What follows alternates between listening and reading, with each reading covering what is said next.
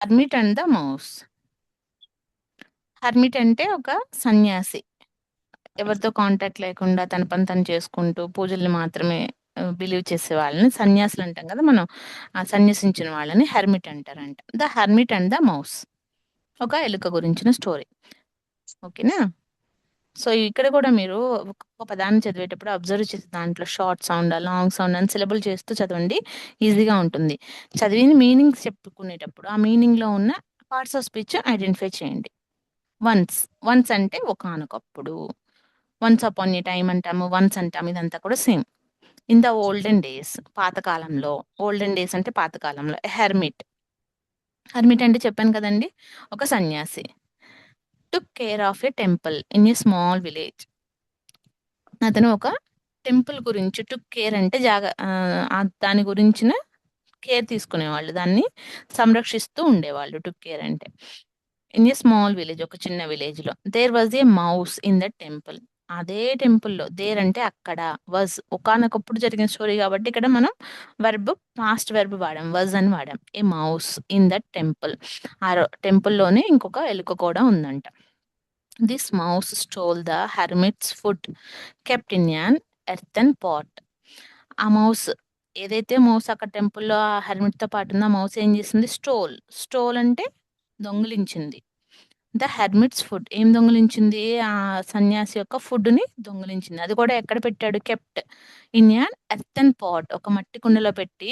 Hung on a ceiling everyday, అది కూడా ఒక మట్టి కుండలో పెట్టి ఉట్టిలాగా కట్టి వెనకటి కాలంలో వేలాడి తీసేవాళ్ళు కదా, అలా హంగ్, వేలాడి తీసారంట. ఆన్ ద సీలింగ్ ఎవ్రీడే, ప్రతిరోజు అలా చేస్తూనే మరి ప్రతిరోజు దొంగలిస్తుంది అనుకుంటా. The hermit was not able to get rid of this mouse. ఆ హెర్మిట్ దాని బాధ నుంచి ఉపశమనం పొందలేకపోతున్నారు, రోజు ఇలానే చేస్తుంటే. ఫైనల్లీ, చివరగా, the hermit sat his friends advice. అతని యొక్క ఫ్రెండ్ ని కలిసి అతని యొక్క అడ్వైజ్ ని తీసుకున్నారు. ద ఫ్రెండ్ అడ్వైజ్డ్, వాళ్ళ ఫ్రెండ్ ఏం చెప్పాడు? హిమ్, అతనికి ఏం చెప్పాడంటే, to find and destroy the food reserve of the mouse. ఆ మౌస్ ఎక్కడైతే దాని ఆహారం దాచుకుంటుందో వెళ్ళి దాని యొక్క ఆహారం రిజర్వ్ చేసుకున్న మొత్తాన్ని డిస్ట్రాయ్ చేయి అని చెప్పి సలహా ఇచ్చాడంట. The hermit did a search and found the hidden stock of the mouse and threw it away.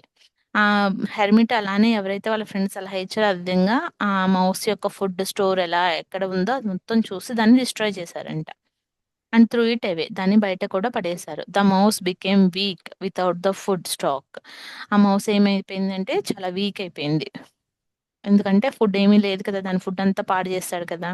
And could not jump to the roof, అదే రూఫ్ వరకు కూడా జంప్ చేయలేకపోయింది. To get more food from that hermit's earthen pot. ఆ సన్యాసి యొక్క earthen pot అంటే మట్టి కుండలోంచి ఆహారం తీసుకోవడానికి కూడా అది జంప్ చేయలేకపోయిందంటండి. Hermit caught the mouse and threw it away. అప్పుడు హెర్మిట్ ఏం చేశాడు? అలా వీక్ గా ఉన్న ఎలుకని పట్టుకొని దాన్ని బయటకి విసిరేశాడంట. మోరల్ ఏంటి అంటే, strike at the opponents source of strength to defeat him. అంటే ఎదుటివాడి యొక్క బలం మీద కొడితే వాళ్ళని ఈజీగా మనం గెలవచ్చు అని చెప్పి చెప్తున్నారు. ఏం చెప్తున్నారు? Strike at the opponents source of strength, వాళ్ళ యొక్క సోర్స్ ఆఫ్ స్ట్రెంగ్త్ మీద మనం ఎప్పుడైతే స్ట్రైక్ చేస్తామో, దాన్ని హిట్ చేస్తామో అప్పుడు వాళ్ళని ఈజీగా గెలవచ్చు అని చెప్పి చెప్తున్నారు. సో ఇప్పుడు ఈ స్టోరీలో పార్ట్స్ ఆఫ్ స్పీచ్ ఏమేమి ఉన్నాయి చూద్దామండి. నౌన్స్ అంటే పేర్లు మనకి ఇక్కడ కనబడుతున్నాయి కదా, హెర్మిట్, మౌస్, టెంపుల్, విలేజ్, ఇంకా ఫ్రెండ్, ఇవన్నీ కూడా నౌన్స్. ఫుడ్ వాటికి బదులుగా ఫుడ్ వాడిన ఫుడ్ కూడా. ప్రనౌన్స్, ప్రనౌన్స్ వచ్చేసి ఇట్, హీ, ఇంకా చూస్తున్నాను. మ్యామ్ దా వస్తుంది. దా దా రాదు కాదు కండి, దా వస్తుంది. ఆర్టికల్ అవుతుంది. సో ఇంకేమున్నాయో అవి మీరు సెర్చ్ చేయండి. నెక్స్ట్ వర్బ్స్, వర్బ్స్ చేసిన పనులు. ఉంది, ఆఫ్ ఉంది, టుక్ ప్రిపోజిషన్ కేర్, ఇంకా స్టోల్, హంగ్. వజ్ అనేది helping verb. Kept, destroy, advise, found, through, weak, ఇవన్నీ కూడా మనకి వర్బ్స్ కదా. నెక్స్ట్ యాడ్జెక్టివ్స్, యాడ్వర్బ్స్, అవి మీరు ఓన్ గా వెతకండి.